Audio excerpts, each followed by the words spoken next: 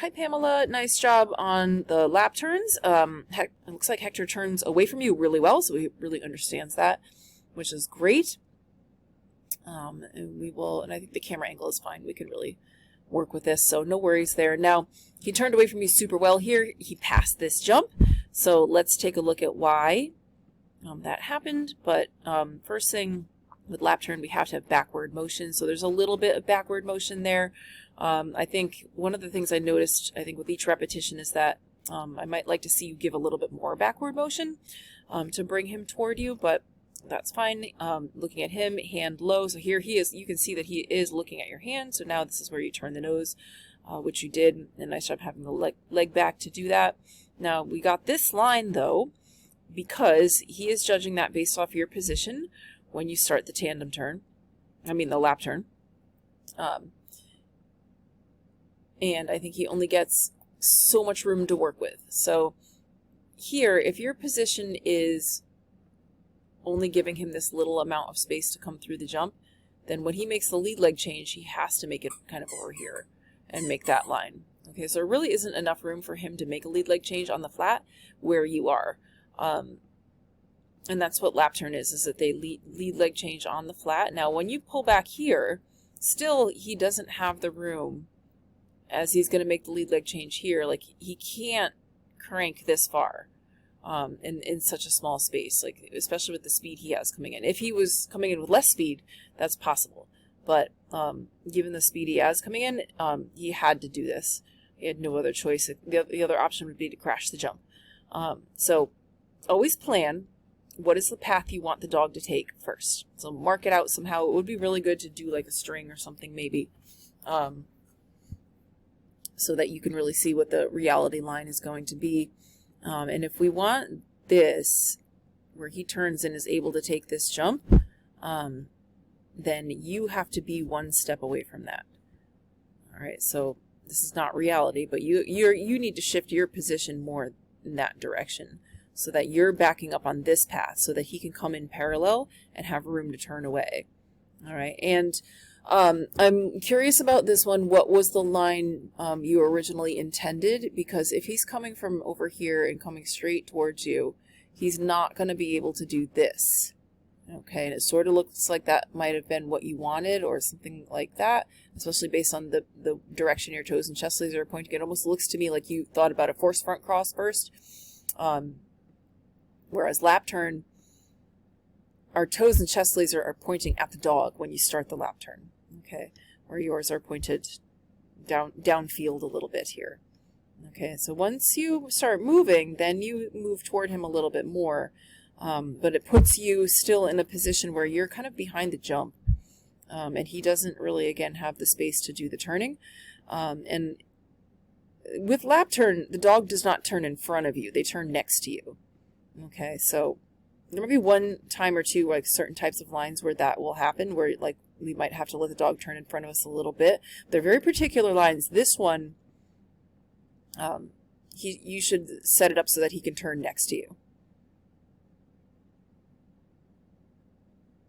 So moving backward, yes, good. That's good. You have backward motion there. Yeah, that's better.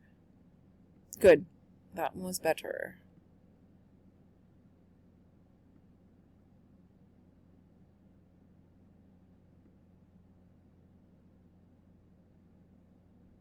Yeah, so you can see there that he has, because of just that small change in your position, he has a lot more room to turn on the flat. I would be curious to see on this line if you do start with less of a lead out, because you end up really far back, which makes it this easier to do. But I don't think you need to move that far back for him. I think if he sees more physical backward motion from you, he's going to come in with more speed. And when you do tell him to turn away from you, I think the momentum will carry him through, that as he makes that lead leg change, you're getting this line where you might be a little bit more here instead of way back here. Okay, but that means starting the backward motion somewhere over here probably, so you're heading that way. with strong motion, because in motion being the strongest handling element, the more he sees you move backward, the faster he will go, and then that momentum will carry him through that turn without you having to be so far away from the jump.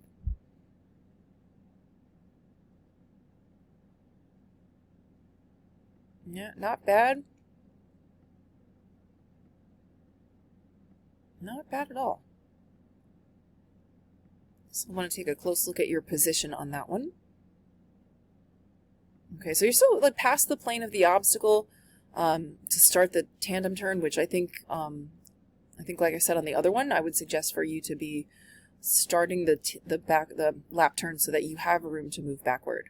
Because you're like here, if you move backward, you're like quite far from the obstacle, and there's not really a need to be that far away. Now, what is his intended line here? I wonder. Because if you're planning this like super close to the jump and then make the lap turn there, like you're almost on that line. You're just behind it. So if we want this line from him, you should be here, going backward and then going forward. Okay, because as you're moving backward, so if you start here and you head that way, you keep backing up, backward motion on this line, you're telling him to come in on this line with speed. Okay, because your hand, your left hand will be next to your leg over that line. So he will come towards that hand on that line with speed.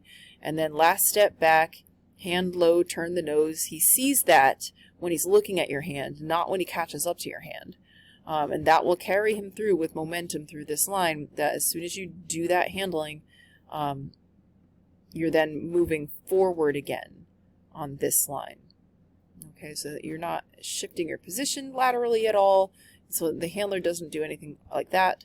It's just backward and forward, but I think you're too far back past the plane of the obstacle.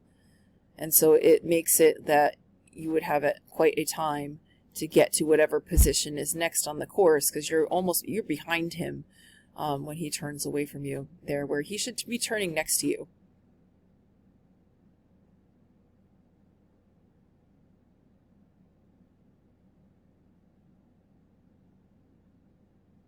No, that one I can't quite see you. It almost looked like it was a little tandem turny, but I can't see it quite, so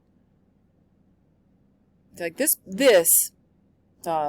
suggests a tandem turn, but then you start to back up, so that's good. So you have to have that backward, like true walking backward, or running backward motion. And then hand low, turn the nose.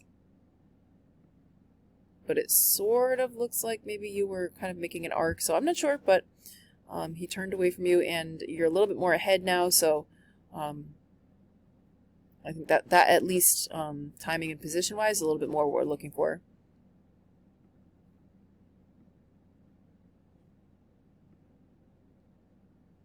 Okay, this one, yeah, I can't see but the end, but I do think here this is one where he's turning in front of you. There are once in a while times when that might happen, but for the most part in lap turn, he should turn next to you. So if you want to redo the ones that got cut off, feel free. And then we can really take a close look at those. All right, really good. So off to a super good start. Let's pay attention, close attention to position. So plan his line first, so you know exactly the line you're looking to show him, and make sure all 7 handling elements are all showing that line. But paying special attention to your position and the backward motion. All right. And let's maybe do the ones that got super cut off. Let's just do those again. Okay, because no reason not to keep practicing.